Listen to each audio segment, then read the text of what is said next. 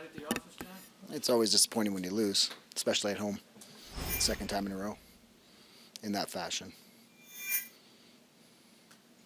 The way the game developed, it was almost like you got to the fourth period and they took over, which was part of your disappointment. Yeah, they did. I thought they shot the ball very well tonight. That was a big difference in the game. Is they outscored us because they shot the ball better. It's not that we didn't have as many shots; it just seemed like we weren't shooting the ball as well. And then it kind of got out of hand the last 5-6 minutes. But overall, guys played well. It was, I think, 6-5. We took the lead, and fourth quarter they took over, and we didn't have an answer. We've been answering all year long. It's eventually going to catch up to you, right? So we got to make sure that we play a full 60. Thoughts on special team tonight, John? Special teams? Yeah. You guys carry 1 3 for 5, and you get 1 0 for 3. Yeah, there wasn't a lot until the end of the game. I didn't think, again, it would be nice to score in the power play, going over 3. I don't think that was the difference in the game, but if we're going to go anywhere, we need to get our special teams going, both power play and man down, which was, stellar for us last season. So we need to get back to where we were last year with our success in specialty teams. But I think we still could have won that game, even though we were 0 for 3 on the power play. It's already hardened up scoring in this sport, but having to face Nick Rose for a third time, how do you think that played a part in tonight's game? Not well. He played well, and it's the third time that we're seeing him. We've had success the first 2 times, but he's a great goalie, and he did his job tonight.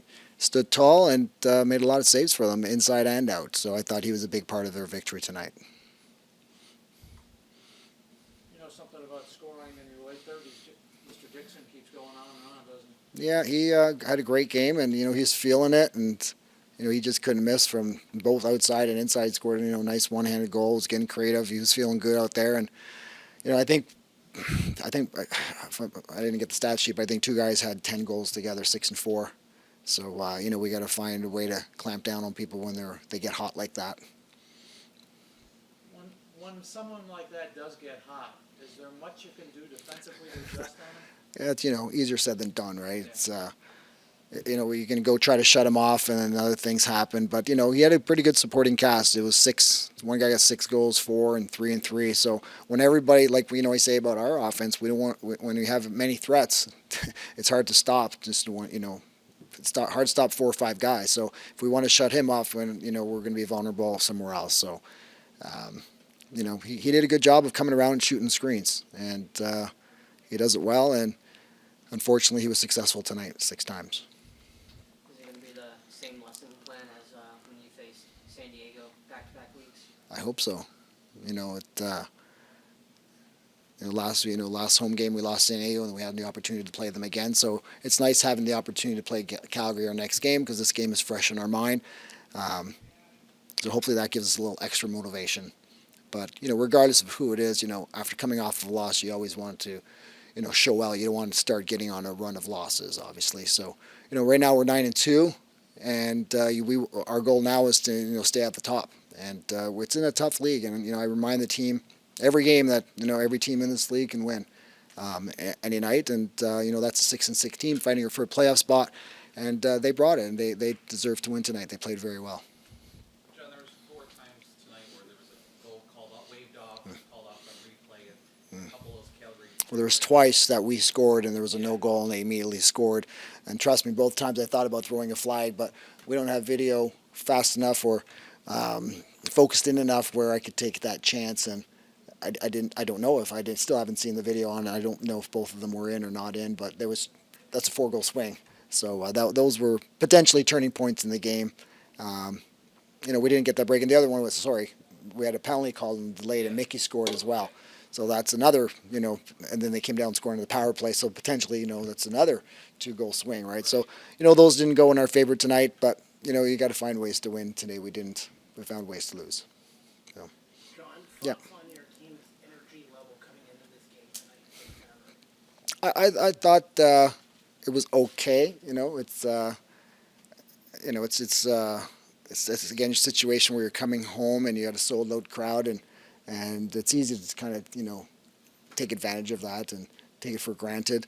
Not saying that we did, but I thought we could have been a little more energetic right from the get-go. And I also think, we've had so much success this year that everyone's expecting us to win all the time, and it's hard to do that. And, I want to remind my team that, the guys played hard, and it's hard to win every single game. Not, everything's not going to go for you every game. So after 11 games, we're 9-2. I'm quite happy about that, but I want to make sure that we didn't peak at the wrong time, and we want to, take this curve and swing it back up. I think we still can be a much better team than we've shown in the first 11 games, and that's the message I'm sending to my team: is we're better than what we're showing. John, does the parity in the league grow just because as the season goes on, in the sense that everybody gets to play together, with new guys working in it, do things come together more once the season goes? No, I would think so. I think teams get used to each other, and with the team in Texas folding this year, with the dispersal draft, it made a lot of teams stronger, but they added new pieces to the puzzle, so it takes some time for that to develop some chemistry. So maybe these teams are starting to get a bit better with their new additions. Calgary with the Rose, with Toronto's started selling some players, and Rose helped them win that game tonight. So there's an example of that. But I think there's parity throughout the whole year, but you can see it now getting tighter. If you look at the standings, how many teams are approximately 6 and 6, 5 and 6, 5 and 7. They're all near about 500%, right? So it's a tight league, and it's any night anybody can win. John, just thoughts on, I know you probably can't say much, but is there a chance that you guys could add somebody before the deadline? There's always that chance, for sure. Where Chuggers always has open ears, and he's always listening, and he's a great GM, and he's put this team together. And last year he brought Paul Dawson, was a big part of the puzzle for us last year. And Chuggers wants to probably ask him this question if you talk to him, but he's always trying to improve the team if it's going to help us. He's not going to try to make a move just for the sake of making a move. So if he makes a move, he's going to think it's worthwhile. I think the deadline's Monday, so Okay, March 10th. yeah, he's got a day and a half to work it.